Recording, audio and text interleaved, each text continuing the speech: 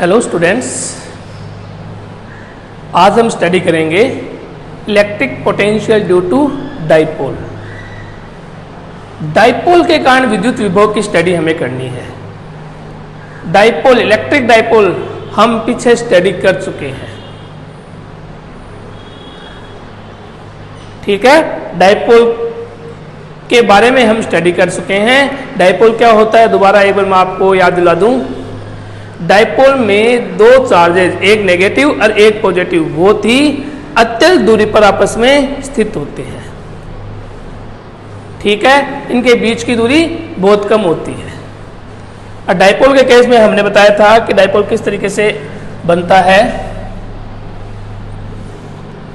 ये नेगेटिव और ये दो अपोजिट नेचर के चार्जेस आपस में बहुत कम दूरी पर स्थित होते हैं, तो वो अरेंजमेंट एक डाइपोल कहलाता है। डाइपोल को हमने इस तरीके से बना के शो किया था। ये दूरी यहाँ हमने बहुत ज़्यादा दिखाई है, जबकि ये दूरी बहुत कम होती है 2a। डाइपोल के एग्जाम्पल हमने लिए थे NaCl, HCl, ठीक है ना। बस वही डाइपोल है। उस डाइपोल के कारण हमने इलेक्ट्रिक फील्ड फाइंड आउट किया था अलग अलग कंडीशन में, एक्सियल लाइन पर और इक्वेटोरियल लाइन पर। आज फिर हम डाइपोल के कारण ही आज निकालेंगे, डाइपोल के कारण इलेक्ट्रिक पोटेंशियल। बस यहां हम दो केस अलग अलग नहीं करेंगे। पीछे हमने एक्सियल लाइन पे अलग लिया था। एक्सियल लाइन पे इलेक्ट्रिक फील्ड निकालने के लिए हमने क्या किया था, ये पॉइंट लिया था। ये पॉइंट था एक्सियल पॉइंट, एक्सियल लाइन पर है। और बिल्कुल सेंटर से 90 डिग्री पे ये जो पॉइंट आता है, ये पॉइंट कहलाता है ट्रांसवर्सल या इक्वेटोरियल।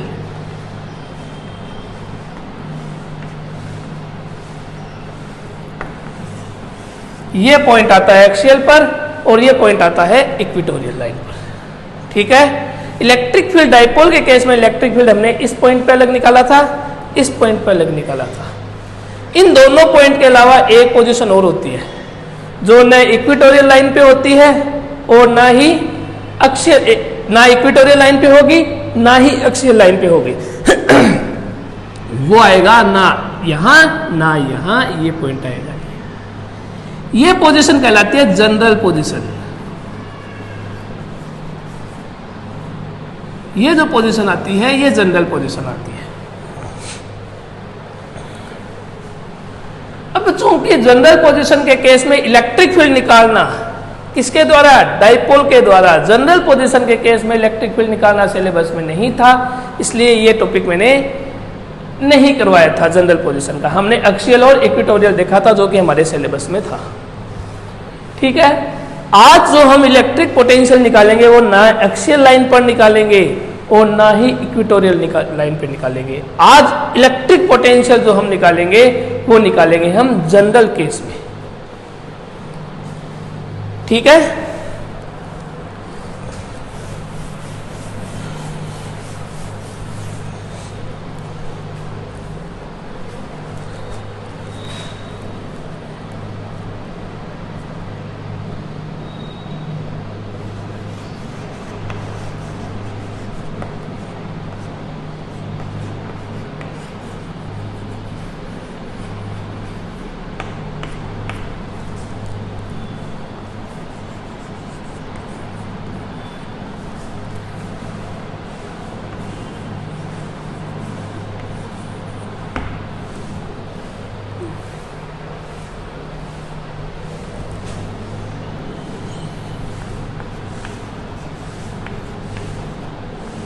द्विध्रुव के कारण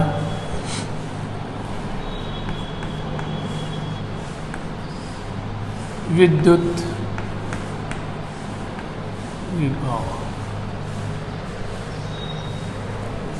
द्विध्रुव के कारण विद्युत विभव ना एक्सियल लाइन पे देखेंगे ना इक्वेटोरियल लाइन पर। हम जनरल केस से आज इसको सोल्व करेंगे।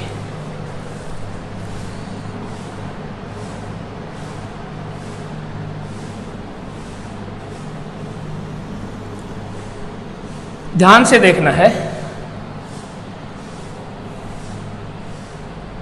ये नेगेटिव चार्ज है, यहाँ पॉजिटिव चार्ज है। बीच की जो न्यूनतम दूरी है वो कितनी आती है 2a। इस पॉइंट को दे दिया a, इस पॉइंट को दे दिया b। मानना AB एक द्विध्रुव है। Let us consider AB an electric dipole whose, जिसका द्विध्रुव आघूर्ण क्या कहलाएगा, whose dipole moment is P। Let AB is an electric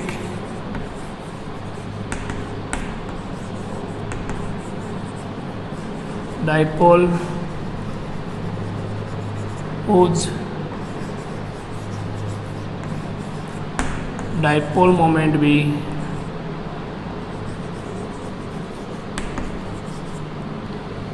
P।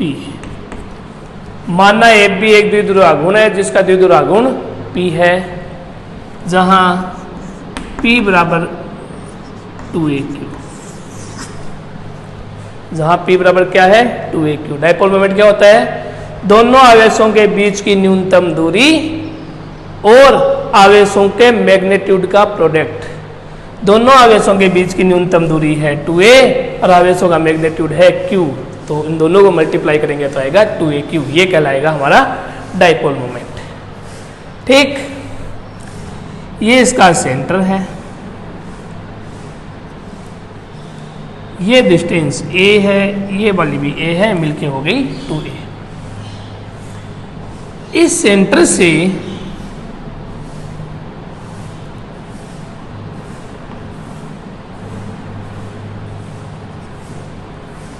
ये पॉइंट है यहाँ, ये पॉइंट C माना मैंने, P नहीं मानूंगा। P इसलिए नहीं मानूंगा क्योंकि P हमने डायपोल मोमेंट ले लिया है। इस सेंटर से इस पॉइंट C पर हमें डायपोल इसका इलेक्ट्रिक पोटेंशियल देखना है। O से C तक की डिस्टेंस हमने ले ली R। अब इलेक्ट्रिक पोटेंशियल इस नेगेटिव चार्ज का अलग रहेगा, पॉजिटिव चार्ज का अलग, इलेक्ट्रिक फील्ड के अकॉर्डिंग। तो एक पॉइंट से नेगेटिव चार्ज के कारण इलेक्ट्रिक पोटेंशियल सबसे पहले हम देखेंगे। बी पॉइंट से पॉजिटिव चार्ज के कारण इलेक्ट्रिक पोटेंशियल हम देखेंगे। इलेक्ट्रिक पोटेंशियल V बराबर होता है KQ/R। नेगेटिव चार्ज के कारण लेंगे तो माइनस KQ/R आ जाएगा, पॉजिटिव चार्ज के कारण लेंगे तो प्लस KQ/R हो जाएगा। अब बात आती है R इस पॉइंट से जहां चार्ज लेके आए हैं वो दूरी। तो एक डिस्टेंस तो हमें लेनी है AC और एक डिस्टेंस लेनी है BC, और हमारे पास है OC, जबकि चाहिए हमें क्या AC और BC। ध्यान देना, V बराबर KQ/R। R जिस पॉइंट से चार्ज को हम लेके आ रहे हैं, इस पॉइंट से चार्ज को यहां तक लेके आए हैं, तो ये वाली दूरी हमें लेनी है, जबकि गिवन है OC। तो यहां R क्या होगा, VA ए पॉइंट पर, या ये कह दूं माइनस Q चार्ज के कारण होगा माइनस KQ/AC, और प्लस Q चार्ज के कारण होगा KQ/BC। हमें AC और BC के मान चाहिए। पोटेंशियल की डेफिनेशन से हमने ये पोटेंशियल ले लिया। हमें चाहिए AC और BC की वैल्यू। ठीक है, अब AC और BC की वैल्यू निकालने के लिए हम क्या करते हैं, इस B पॉइंट से एक परपेंडिकुलर डालते हैं।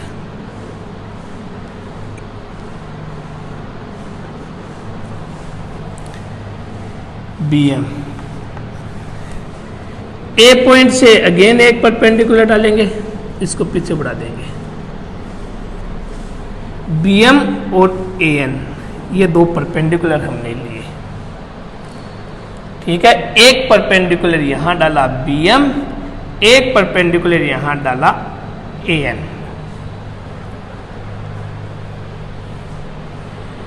किसके लिए कर रहे हैं हम? AC और BC का मान निकालने के लिए हम परपेंडिकुलर डाल रहे हैं। क्यों कर रहे हैं वो चीज देखना।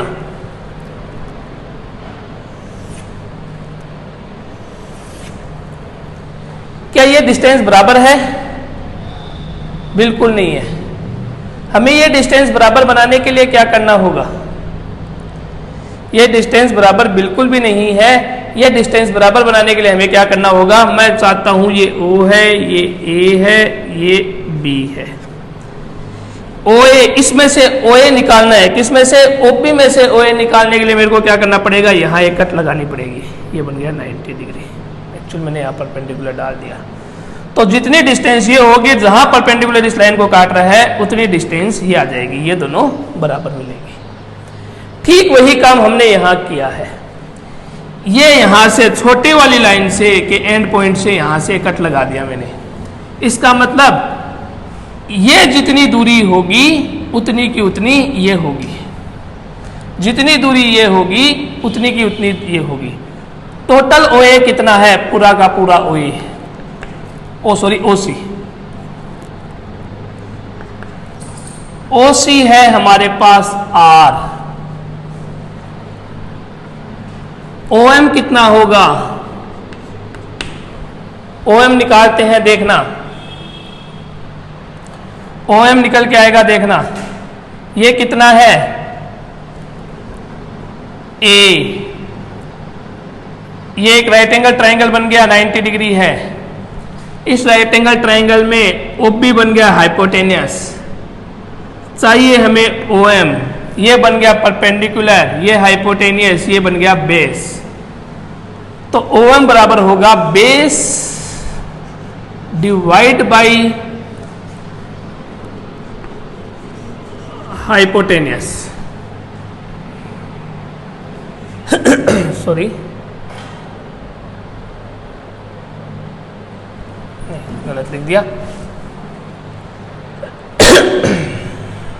ये देखिए, आप OM निकालना है ना, तो ये मैं यहां बना रहा हूं, देखना। ये आया OM, ये मिला है OB और ये आया है BM।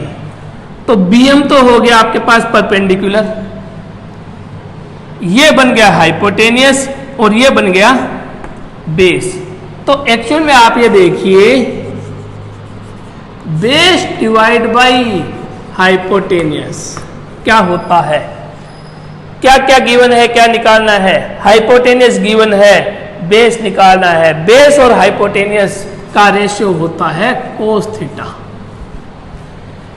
बेस हो गया आपके पास OM, तो ये मिल गया OM डिवाइड बाई हाइपोटेनियस है A is equals to cos theta. तो OM बराबर कितना आएगा? OM बराबर आएगा 1 कोस theta.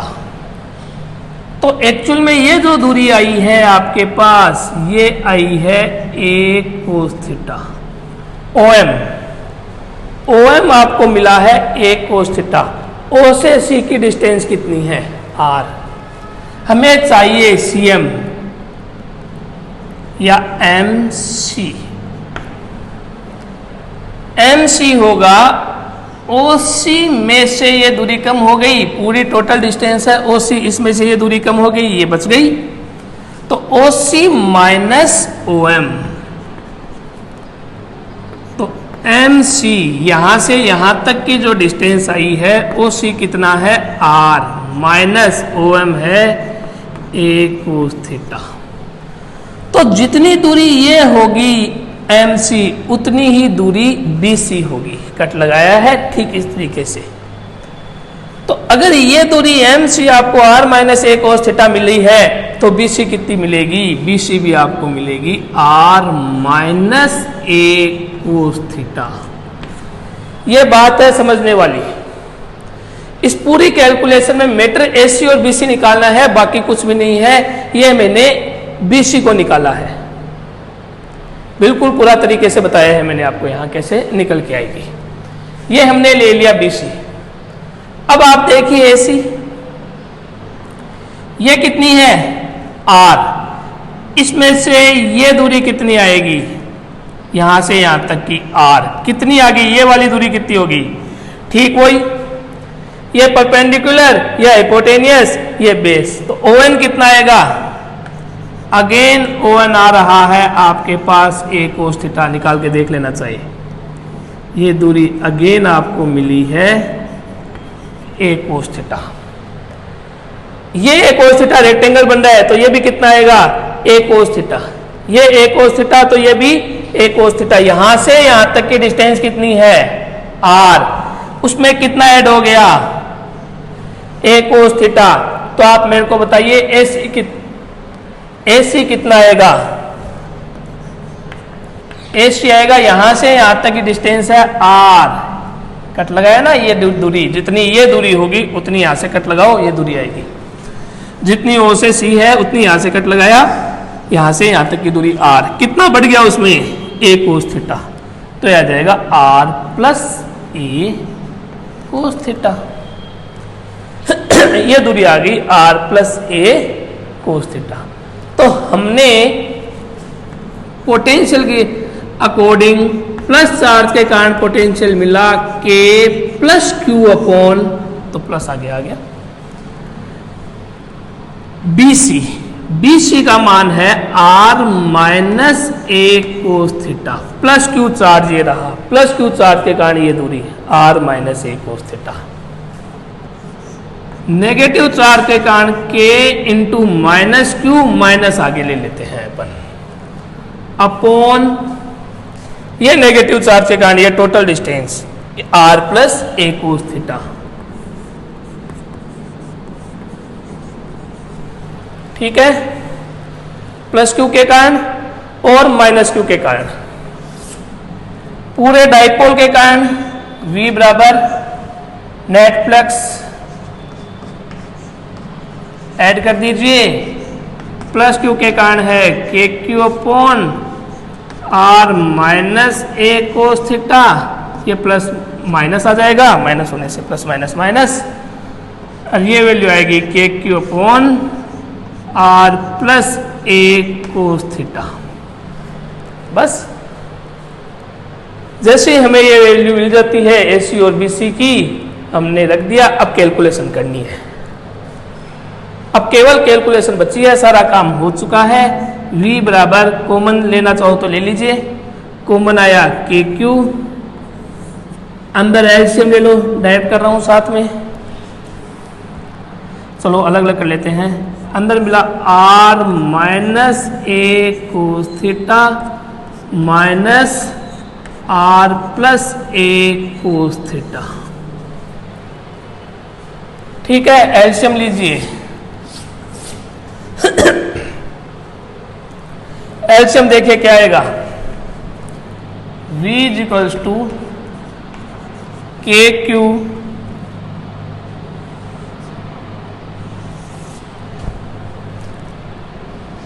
r minus a cos theta r plus a cos theta, ये एलसीएम आ गया। r minus a cos theta से r minus a cos theta cancel हो गया, बच गया r plus a cos theta minus r minus a cos theta, तो minus minus हो गया प्लस a cos थीटा, ये प्लस का r ये माइनस का r कैंसिल हो गया। V बराबर आएगा के क्यू, नीचे आपको मिलेगा एलसीएम में जो टर्म आ रही है वो मिलेगी r square minus a square cos square theta, a plus b a minus b, तो r a square minus b square, r square minus a square cos square theta.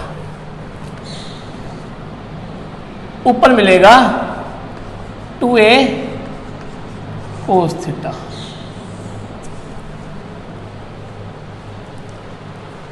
r square minus a square cos theta और 2a cos theta, ये चीज आपको मिल के आएगी। अब देखिए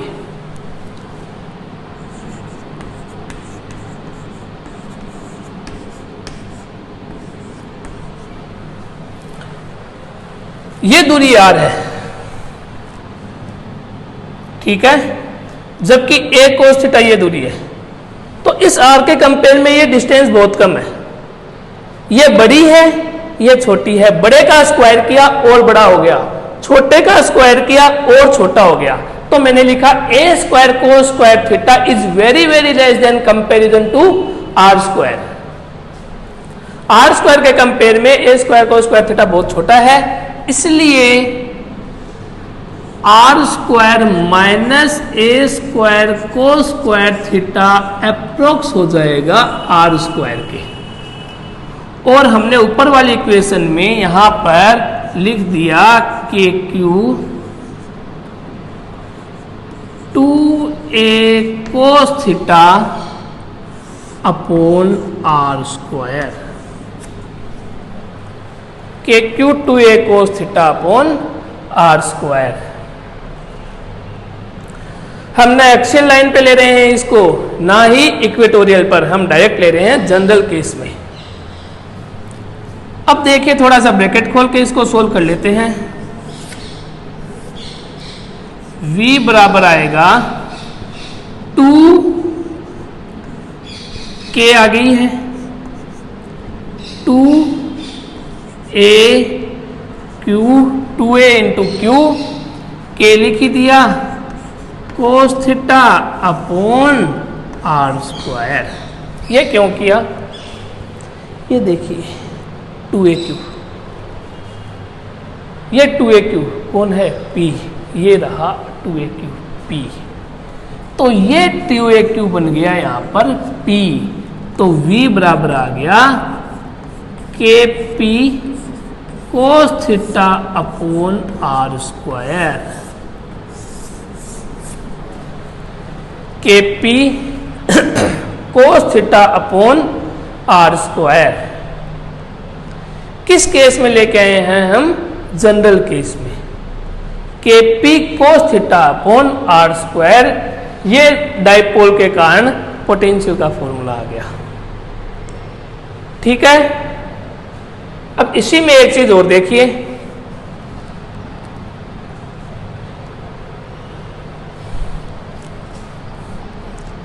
यहां ले रहे हैं हम, यहां देखिए, इसी के अंदर एक चीज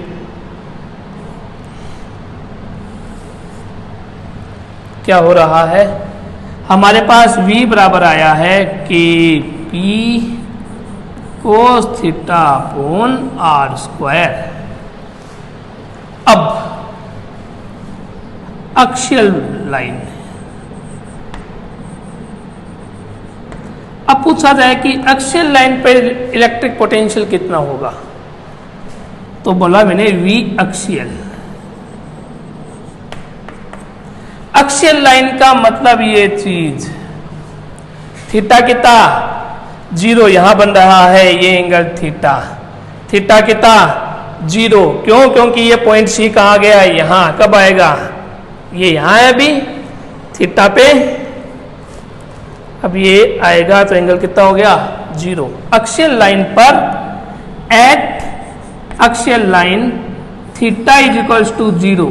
अक्षीय लाइन पे यहां थीटा का मान 0 रखिए, cos 0 की वैल्यू 1, तो v अक्षीय लाइन पे पोटेंशियल आएगा kp अपॉन r स्क्वायर। अक्षीय लाइन पर पोटेंशियल मिलेगा kp अपॉन r स्क्वायर। समझना मेरी बात को, अभी जो पॉइंट है वो पॉइंट आपका दिया हुआ है यहां पर, ये लाइन पॉइंट सी की ये लाइन थी, ठीक है। अब ये लाइन क्या हो जाएगी, ये ऐसे आ जाएगी अक्षीय लाइन पर, थीटा 0 cos 0 की वैल्यू 1 यहां रखा तो मिल गया kp upon r square. Equatorial line ये अभी यहां है, इक्वेटोरियल पॉइंट ये था, ये यहां है, बिल्कुल लाइन एकदम ऐसे आ जाएगी। एंगल कितना 90, cos 90 की वैल्यू 0। अक्षीय लाइन पर पोटेंशियल मिलेगा kp अपॉन r स्क्वायर, जबकि इक्वेटोरियल लाइन पे पोटेंशियल मिलेगा 0। तो ये ध्यान रखना, ये जनरल केस में हम फॉर्मूला निकालेंगे। अक्षीय लाइन पे पोटेंशियल पूछा जाए तो आगे एक लाइन और बढ़ा दीजिए, थीटा को 0 रख दीजिए। इक्वेटोरियल पे पूछा जाए तो यही फॉर्मूला इसके अकॉर्डिंग ड्रॉ करना है, और अगर आपको इक्वेटोरियल पूछा जाए तो यहाँ थीटा 90 करके आगे सोल्व करना है। ठीक है, इस तरीके से हमने यहाँ पर पोटेंशियल भी निकाल लिया। आप याद रखना चाहो तो याद रख सकते हो, पोटेंशियल का फॉर्मूला, डाइपोल के कारण पोटेंशियल का फॉर्मूला आएगा Kp cos theta upon r square. अक्षीय लाइन पे Kp upon r square potential होगा और इक्वेटोरियल लाइन पे पोटेंशियल 0 होगा। ठीक है, इसे आप अच्छे से नोट कीजिए, फिर आगे स्टडी करेंगे। ठीक है, इसको अच्छे से